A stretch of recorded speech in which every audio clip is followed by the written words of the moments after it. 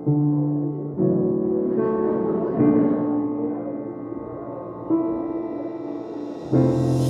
name's Andrew Silverstone and I'm a cinematography and editing lecturer at ECU. My name is Jessica Russell and I am a freelance cinematographer, director and producer who works in Boorloo, Perth. My name is Mahmoudul Raz and I am an entrepreneur and a cinematographer. My name is David Vincent Smith. I'm a Perth filmmaker. I guess I'm a writer-director, but then I do lots of editing, shooting and everything else too. And perhaps cinematography is one of those things where I was like, as I started to investigate it, I perhaps investigated it to the degree where I was like, now I want to go at the camera. Now I want to know what every lens does. So I became really passionate about doing it myself. Just like anywhere else in the world, people are taking initiative themselves. No one is waiting for the opportunity to hand over to them. And I think we've seen this with cameras getting smaller and cheaper, and the ability to do cinema-like cinematography without the need of a full film set budget or crew has shown that people can do this work. They just need the ability to get on the tools, and then it's up to you to be good or bad at it. So on day one I rocked up, having not done the study, having never held a camera professionally, and went, can I change my mind at a cinematography? And 4 years later it's what I do 24/7, which I really love. So in terms of like, is this what I thought camera would be after graduating Screen Academy? No. Is this what I thought I would be doing with my life at 31 years of age? No. Like, it's very, very different to what I had pictured, but I'm thoroughly enjoying it. And then the moment that happened to me when I started making my own film, which I was shooting and editing, was writing with images. So I realized that once I made that transition, then I became really obsessed with filmmaking and I started thinking about writing with pictures. And so to me, that's what I love about movies. I'm always looking for, you know, it's the paintbrush. And that's where the main growth in WA is coming from. And the future is rather bright, and it's a lot of good work has been produced independently here in WA. They say that success is when opportunity and preparation meets luck, which is very, very true. If you're prepared and you have an opportunity and there's a little bit of luck in there, then you're likely to succeed in what you're doing. But some of the opportunities that have fallen in my lap have definitely scared the shit out of me, and I've said yes and just figured it out. Now, it's probably easier than ever to take control of your destiny with the democratization of technology and things like that. So, you know, I would say that I was really fortunate in film school that we won a project with MTV, and we won a big novelty check, and we bought our first camera. It was like an original DSLR, like an old school Canon DSLR, and we were able to shoot lots of stuff and shoot a lot of short films and music videos, which, you know, Lewis practiced on a lot, and I used a lot, and we, became really, I guess, more rehearsed filmmakers. And then once you cross that threshold and you worked your way enough and you really understand and start manipulating sort of natural light, you really know how to manipulate the sunlight that is coming or the direct bounce that is coming, and how you illuminate and how you frame your shots.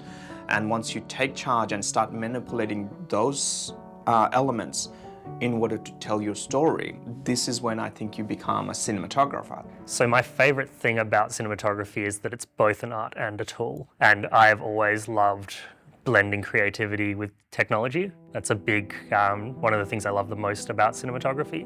But it is, when we talk about the challenges with the sort of poetry and art, cinematography is in a very niche spot when it comes to our ability to express, and also our ability and need to service other creatives in our industry, like directors.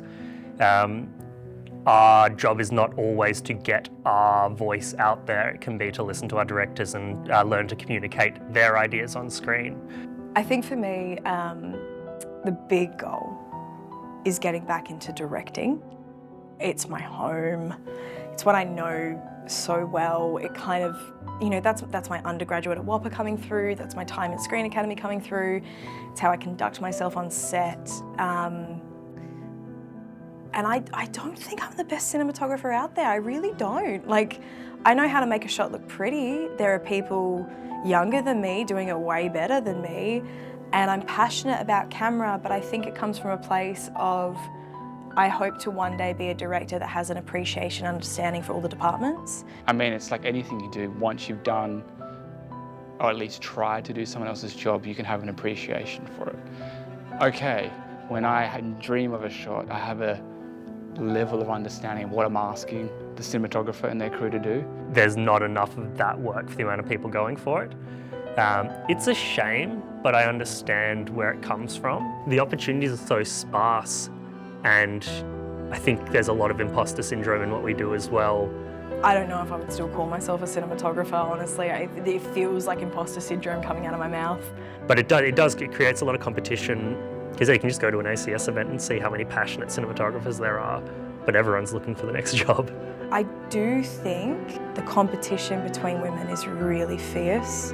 We're competing for a role in a limited field, in a limited industry, and we all know who the others are, and it gets dicey. We are a male-dominated industry, definitely. It's something I grapple with, being a 30-year-old white male trying to be successful myself, which is why I talk about opportunities and things and I don't want my career to just be successful in my own right. I want to try and do things in that space when I can figure out how to do it. We have amazing female practitioners, even in Perth.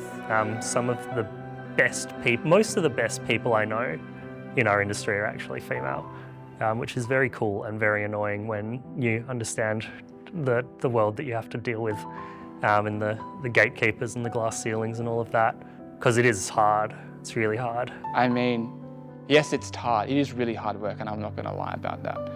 But sometimes it's glorified hard work, and you can make the jobs easier if you want to. So, you know, on my film, we worked really hard to make sure that the people around on the crew were of a certain personality and nature. It's a whole bunch of bullshit that goes around. Either you're good at what you do or you don't. And that's, to me, that's it. Like, I don't give a fuck about diversity. I don't give a fuck about, just like, if your work is good, your work is good. So just, remember that opportunities will come and go, and having a widespread skill set and a diverse network will help rise opportunities. Just got to be prepared and ready when they come and have that little bit of luck. People will want to see you succeed if you get on the right side of them and have interesting things to say and want to, do good things for our industry too. Because there's plenty excellently skilled practitioners out there.